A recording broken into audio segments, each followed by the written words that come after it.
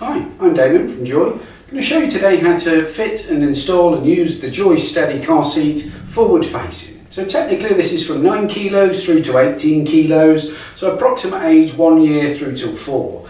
Now, as this is a dedicated rearward facing product, of course it comes automatically with its inserts. These aren't used at all if we are forwards facing. Now, we would recommend ideally keeping the little one as rearward facing as long as possible. So try and keep them rearwards until at least 15 months if you can, and up and beyond that makes every extra day rearwards a safer day. But once we do decide to turn forwards facing, if at all we do, because of course this can rearwards face till 4, once we're forwards facing, we keep all of the great same features that we had when rearwards. We've got the no rethread harness system that automatically gives extra harness length as we adjust through the height.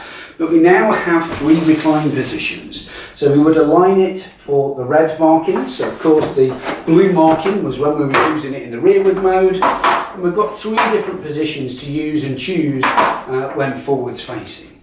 Now the most beneficial recline position is position 3, so of course that's given us more of an angle when the child is of a younger age. So you can see there we've got a pretty decent angle for the little one, but if it's for an older child and generally short journeys, they're staying awake more, we can install it of course then in the more upright position. Installation is straightforward and very similar to when you installed it in the rearward facing mode. Pull the belt up to the roof of the vehicle, so we've got a decent length and we know the lap belt here isn't twisted at all. We can simply then get hold of that, pass it through the aperture, grabbing hold of it on the opposite side of the seat itself and clipping it quickly and easily into the buckle. What we're looking for is the lap belt to be down under its lap belt guide, so that will be positioned down there. And then we can take the diagonal belt, open the belt clip and pop that straight in there.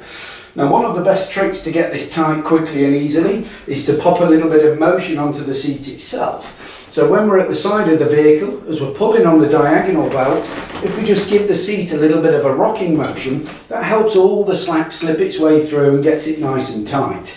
How do we know when it's tight enough? If we can check at the beginning, hear the sort of tension that I've got on there very quickly.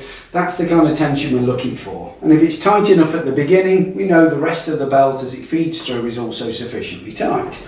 Now, basically loading and unloading the child in and out of course is quite a straightforward procedure. We've got the 5-point adjustable harness system and no rethread system on there, so very easy to adjust that on a daily basis. But try and get into one habit. As we're loading the child in and sorting the child out themselves, flick it.